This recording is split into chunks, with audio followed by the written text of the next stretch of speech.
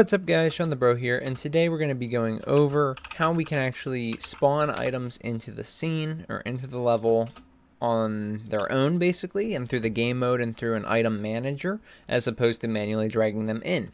You can see that I have two, I'm calling this sword because I don't have a proper mesh for it at the moment. So I have these two objects that started in the level, because I manually put them in there. Those are like static items that are always going to be there when we spawn. However, you can also see all these items popping up at the appropriate locations, random spots within the map and within the map boundaries that actually also act as weapons. So you can see I can just pick them up just as normal. They are their own items. So just like that, we can spawn items at a given interval, and they'll spawn somewhere where we want them to. They won't spawn, say, up in the air. They won't spawn outside of the boundaries of the map. And there's a lot we can actually do with this functionality. So this is part one. This is a mini-series within the overall Super Smash Brothers Platform Fighter tutorial series, and this is on item spawning. Alright, so before we get started, if you'd like to catch up on the series, we have done quite a few episodes at this point. I believe we're on episode 33. And so at this point, we've come a long way from where we started. We have many, many episodes to go. But if you click that icon in the top right corner right here, it'll lead you to the playlist, which has all the episodes to this point, and it'll have all the episodes to the current date that have been uploaded for this series. Otherwise, I'll link you to this episode right here in this iCard, which is the very first episode of items regarding the Platform Fighter tutorial series. That we can get caught up with everything we've done with items so far, and how we can make them work as you saw on the screen.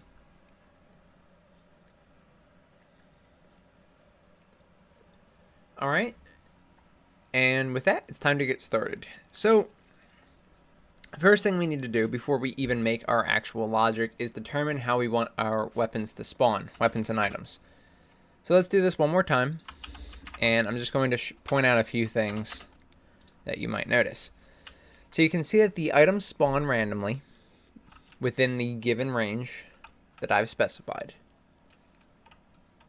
So basically, if it's on the map, we can spawn the item. You can notice that items spawn, but if they are to spawn at a point where they had collided with another object, such as this platform, you can see they spawn up on top of the platform, like here.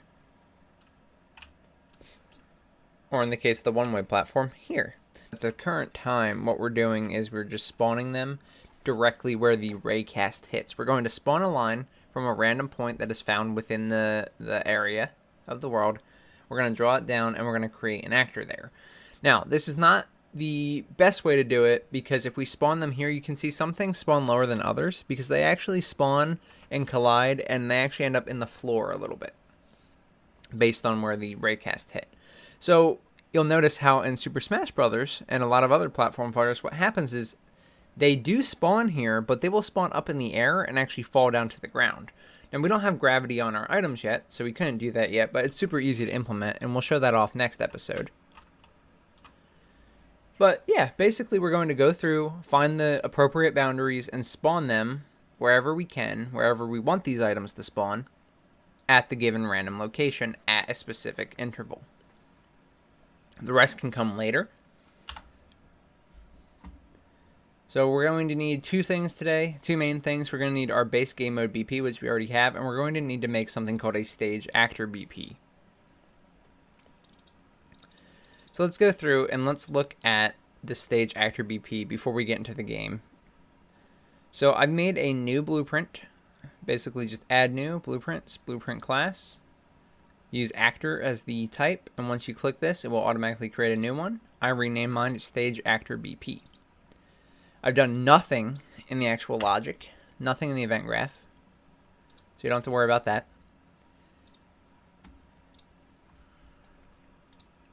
And I'll put this mesh in here as an example. But you can see that I put a static mesh in this actor. This is the only component I have. The default scene root, as you can see, it's just a basic component that is brought onto actors, and it can basically be the owner component here, so you can put things as a child of it. However, as it says, it can be replaced by drag dropping another scene component over it. So you don't really need this default scene root. You can easily make a static mesh here instead, if you don't need anything else. But basically, all you need is an actor that is a child of the actor class, and it has to have a static mesh component. Once you have that going, you're almost there. All you have to do now is we're going to have to set up a collision preset. So let me explain the purpose for this guy. So if we go into our other level here,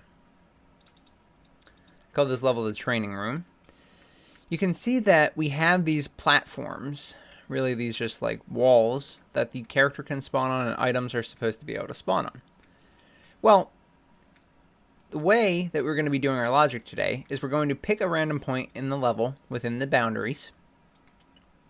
We're going to raycast down from that point, collide with the first object that we see, and if this item is within a certain type of conditions, such as being a one-way platform or part of these other static level objects, then we can actually spawn it and set it there.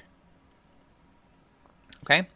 Well, if we do that, you'll notice that it has no way to determine what type of objects are what. What I mean by that is this, in the past, was just a static mesh component that was literally brought over as a cube into the world. Alright, well, we have no way to track that. As it says here, it's a static mesh actor. So it's not really one of our objects that we have brought into the scene. What we want to do is separate the logic between all the items, all the locations that items can spawn and be created at, from the locations that are just there for design. Otherwise, what you'd be doing is spawning them somewhere like in the background where the player couldn't grab them, or in the foreground here, or off the edge of the map. And we don't want that. So instead, there's a very simple solution here, and it's to replace all platforms that are not labeled as one-way platform. Remember, we covered one-way platforms. That was handled separately in a different episode. Here's the error card right here if you want to check that out. But we set up this one-way platform object type, and so they have some unique properties about them. These were just static mesh actors brought into the scene, and they don't have any special properties. Well, what we need to do is everything that is part of the stage that the players can stand on, that items can sit on, we want to make sure that items can spawn there. So to do that now, what I've done is this. I've gone here, created my stage actor BP, and brought my static mesh in, as I've already shown. Then in my collision settings, it'll be default when you start. I changed it to custom, left collision enabled on, and I've changed the object type to something I created called stage. Now you won't have this when you start, but you can add a new one very easily by going to Edit, Project Settings, and you can search for collision, or you can scroll down on the left here, click on collision, and look at your object channels. We're going to create a new object channel. You click this, it's going to bring up this little window. You give it a name and the default response. I called mine stage, and I left the default response to be block. For me, stage is really going to be, like I said, where items spawn and land, where the characters can stay, and, you know, assist trophies, whatever we want to put in, all that will work off of the stage. These are just basically your standard platforms. They are different from one-way platforms.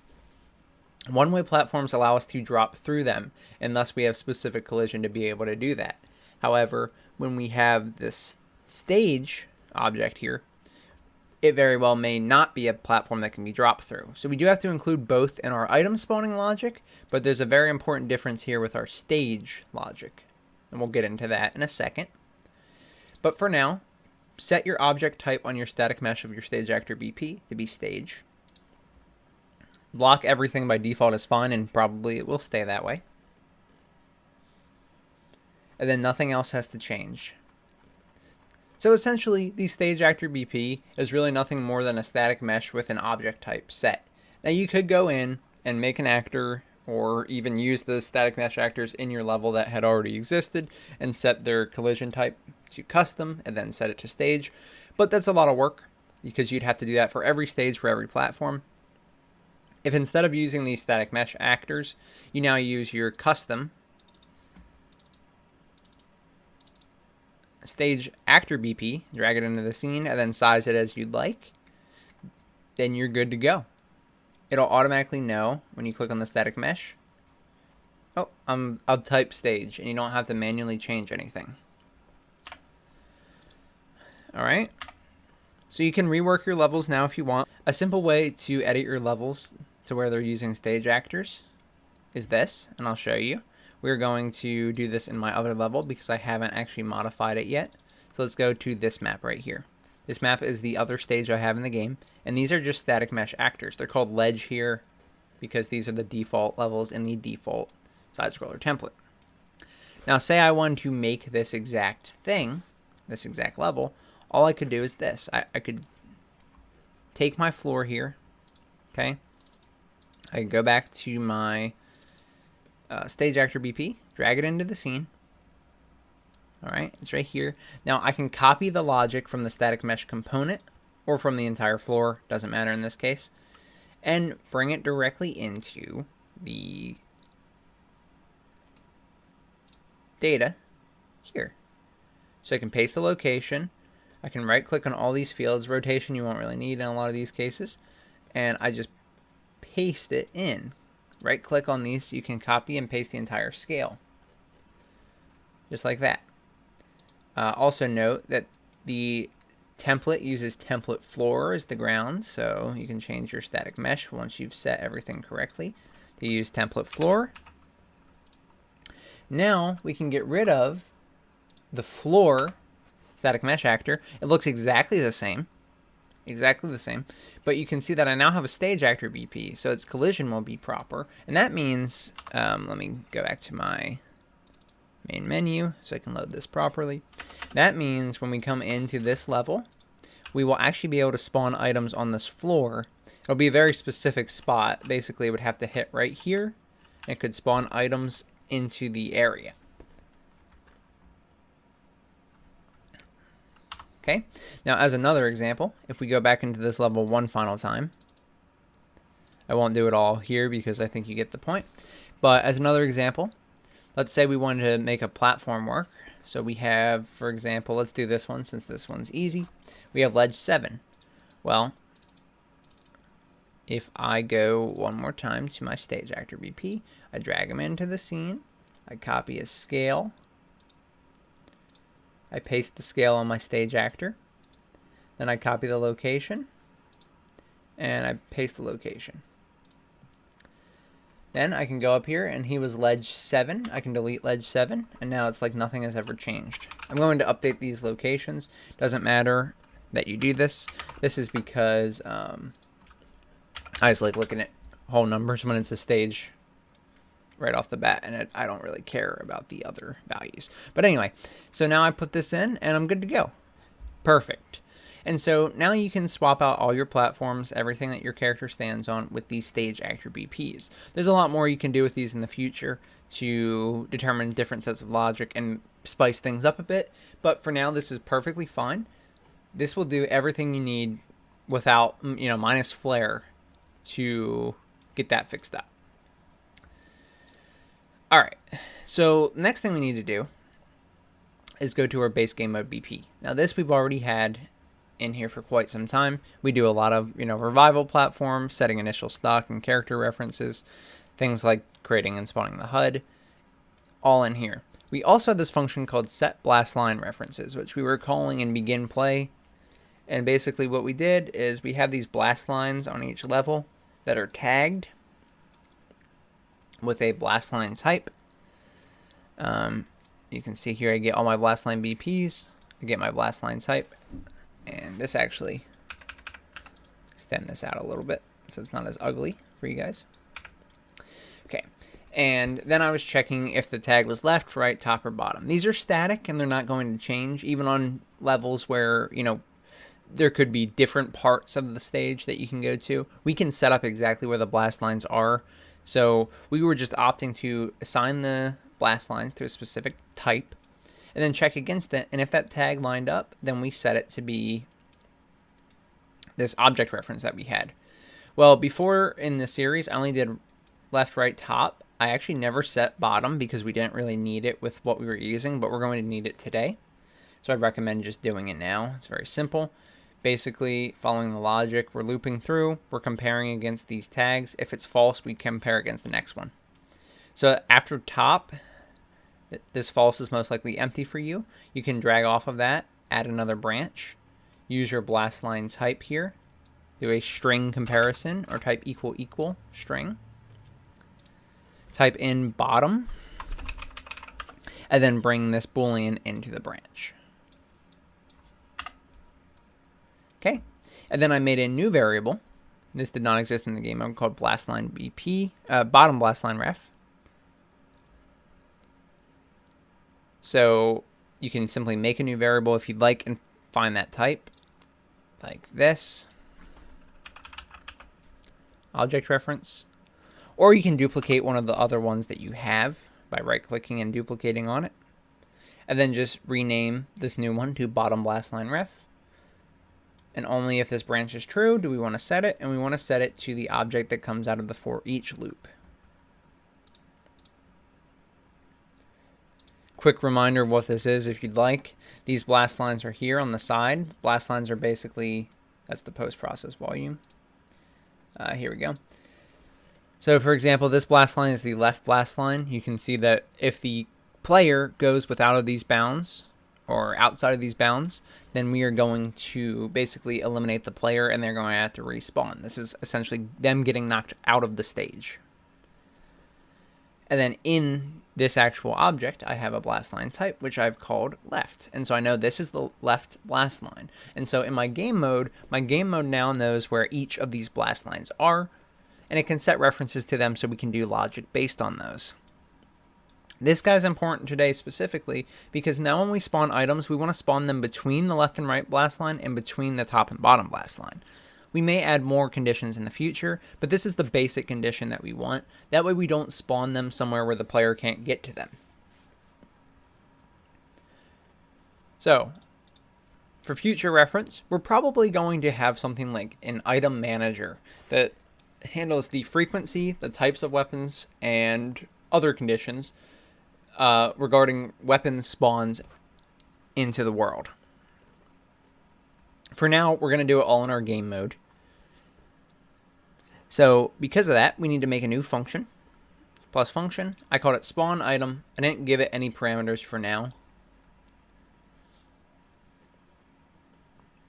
And then here's how SpawnItem looks. Once you make it, you can go into it, and I'm going to do this. I'm just going to make sure all my blast line references have been found. First of all, so nothing tries to spawn before these are set at the very start. And second, because if we don't have these, we won't have the appropriate boundaries to spawn the weapons. Now, if any of these are not valid, we can actually do a additional set of logic off the is not valid to know where we want to spawn the weapon or the item. So it's not really a problem, but it is something that I wanted to check for now so we don't get any errors in the meantime. Way you do this is very simple. If you have not seen it before, we get the objects from our variable list. We convert them to validated get, and then only if they're valid do we continue. Then you can see I've used the return node here off of each of these validated gets, and then I've brought them into their own nodes. So off of all four, I use the get actor location node. I'll do it with this first one as an example. And then I've right-clicked on the vector and split struct pin to get 3 floats, the X, Y, and Z of the vector. Alright, so I've done that for 4 of these.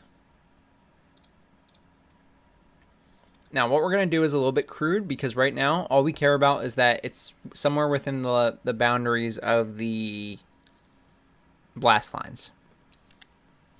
So we haven't refined this to specific locations or areas items can't spawn yet or anything like that. We just want to basically know that it's inside the scene. That's all we care about for now. Take note of the order here. I actually go right blast line ref, then left blast line ref, and then bottom and top.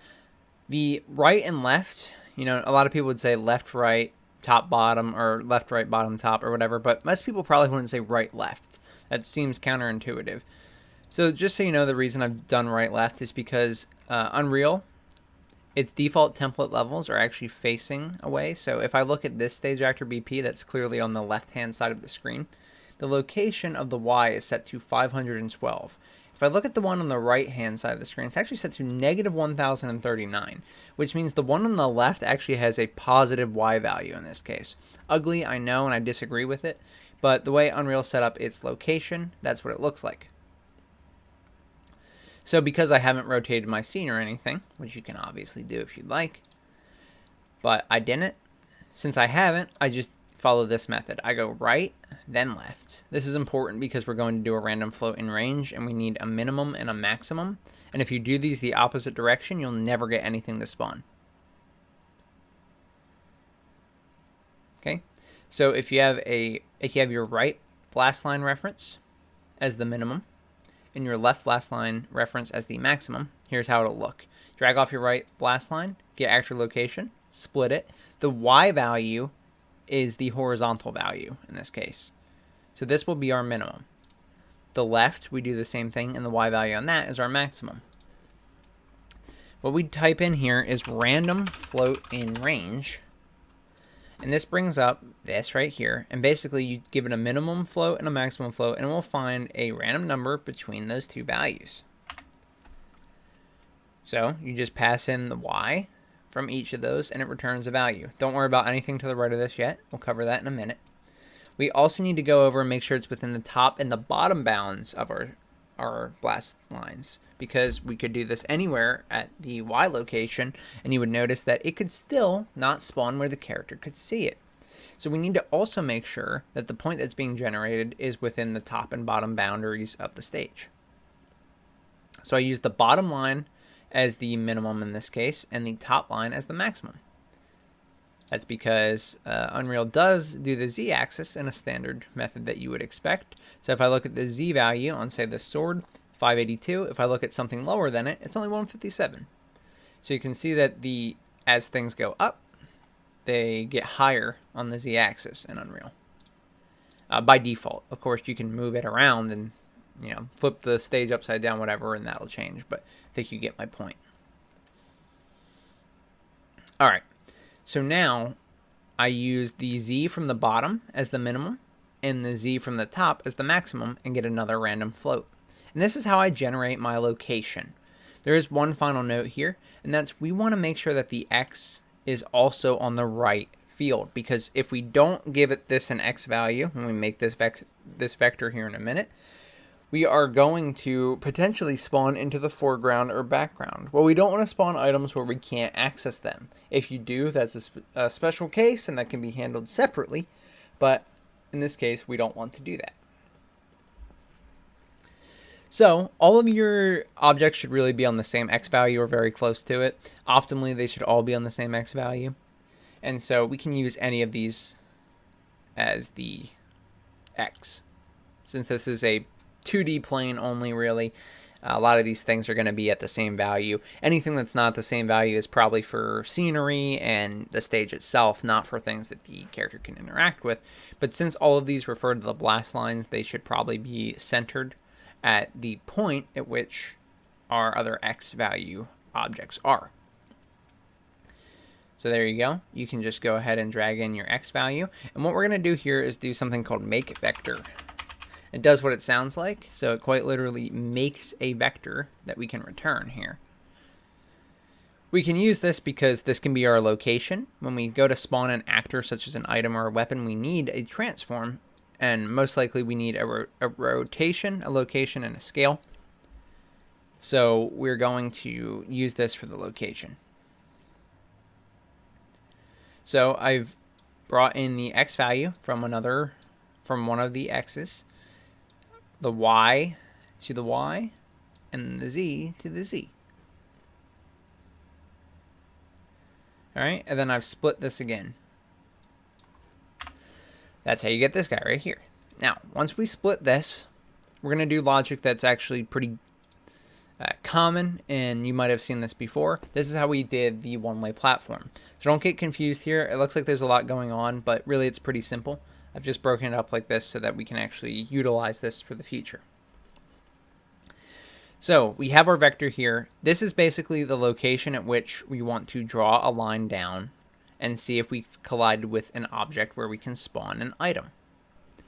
So this offset comes directly from our one-way platform logic. I'll show you that as a reminder. Go into base character BP for a second, and I'm going to go into this determine can land on platform function.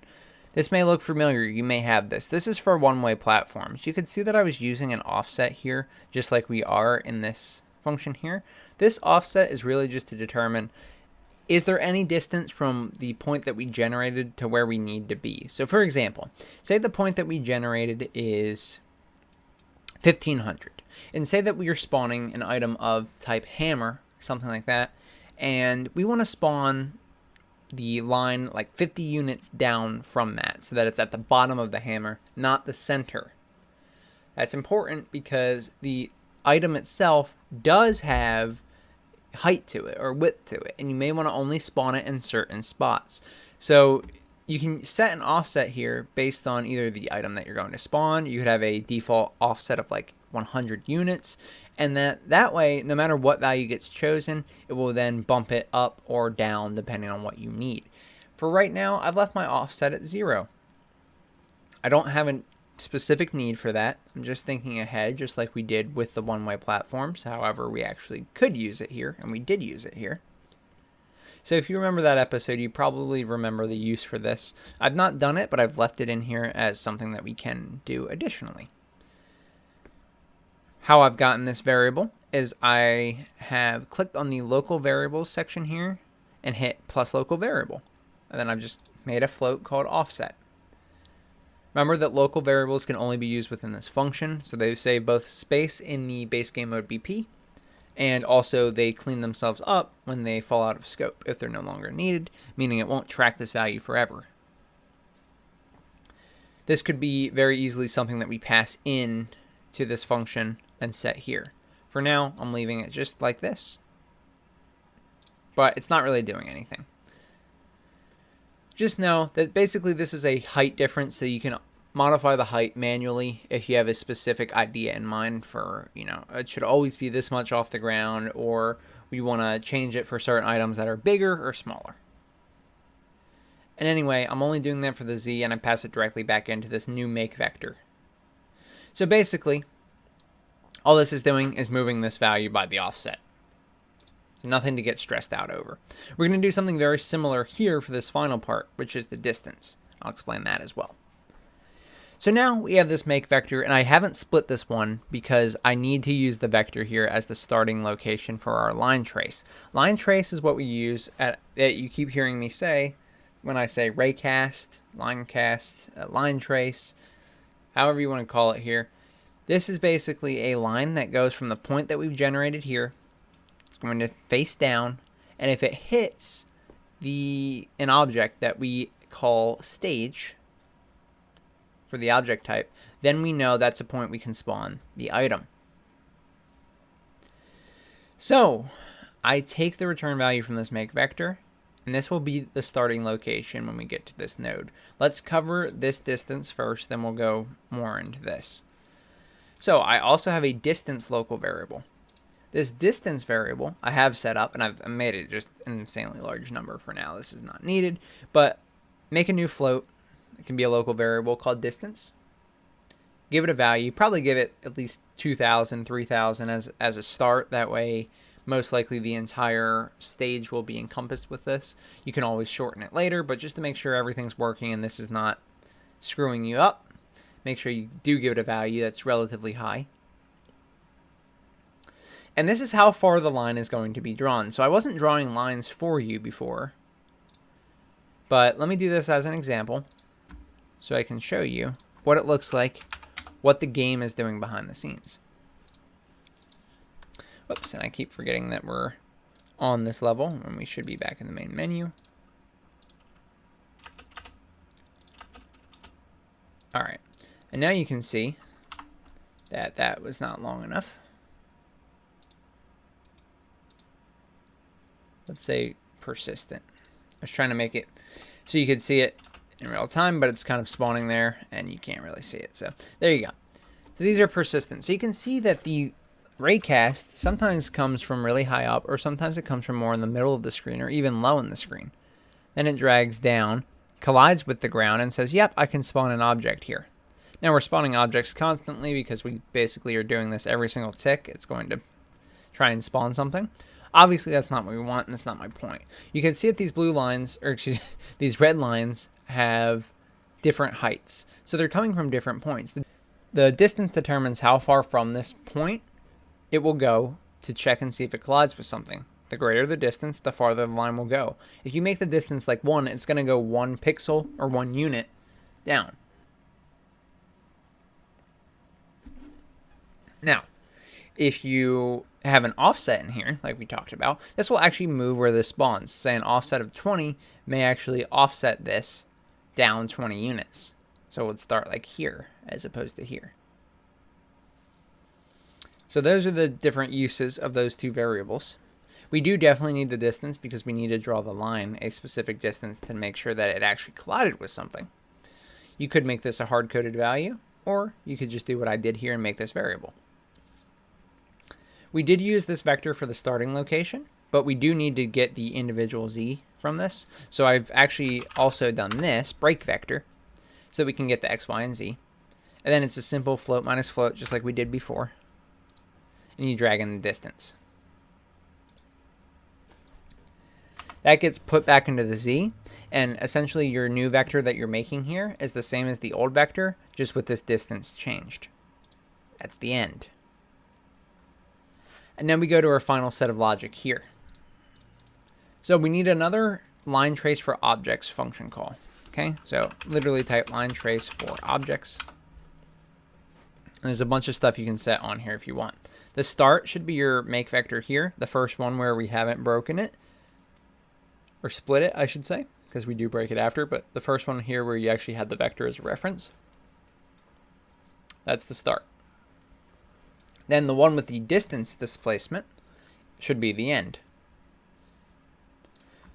So these are the start and end points of the line that's going to be drawn. There's also an object types. So basically, if this line collides with this type of object, we'll know that a collision has occurred. That's very important. It's actually crucial here. So for this part, you can drag off of this object types and type make array. All right, you can see I've done it down below here.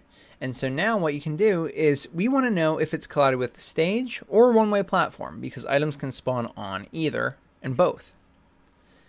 So you can put stage, and then you can click add pin and click one-way platform. And now this will make an array out of these types and pass it in here. So it knows to check for all these types. Whoops. Okay. You can ignore a lot of this other stuff. The draw debug type is not necessary either. I put none, but I did put it to persistent so I could show you. Here are the colors if you do want to draw it. Ignore self is fine here. And this is the time to draw if you have for duration set. If you don't see all these options, just make sure you hit the down arrow at the bottom of this function here. And now this will draw the line, and if there is a hit, it will return true.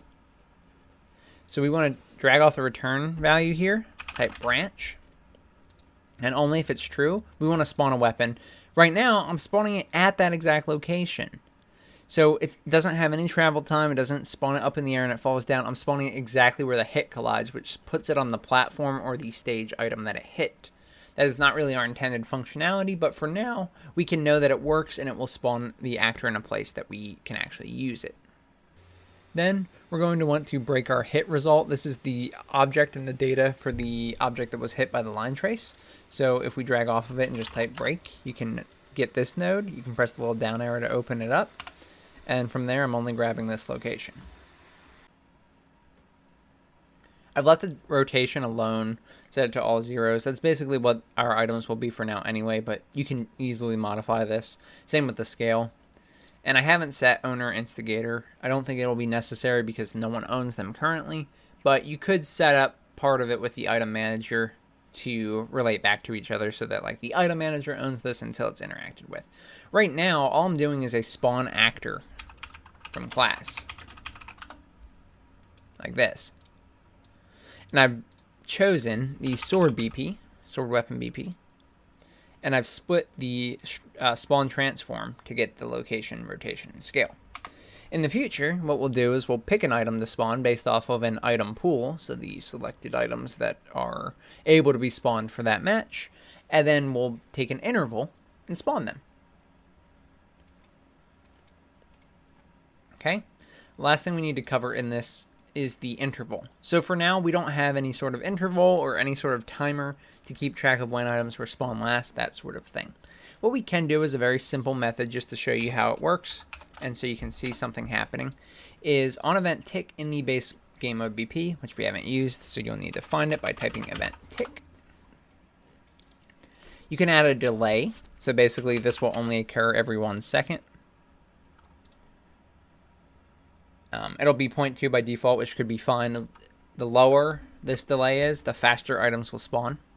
And then we want to call our SpawnItem function that we just made.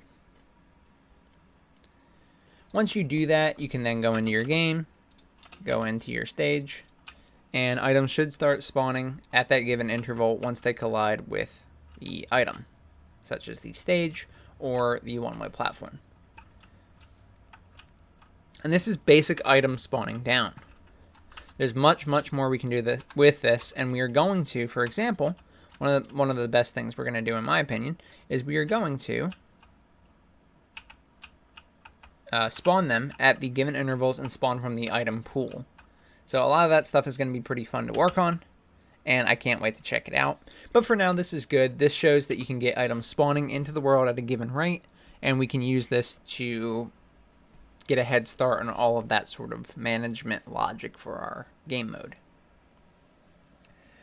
So anyway, guys, thank you so much for watching. If this video helped you with your item spawning and making a platform fighter, please subscribe. It does more for the series and for myself than anything else you can do. I really appreciate it, and it motivates me to keep going and making these episodes.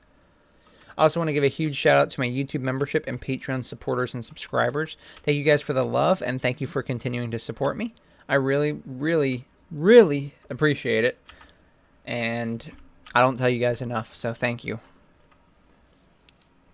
If you had any issues with this tutorial or any of the episodes in my series, please feel free to join the Discord community. There's a link in the description. It's completely free. I'll be happy to help you with any of the problems that you ran into.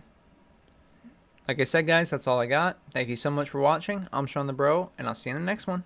Goodbye, guys.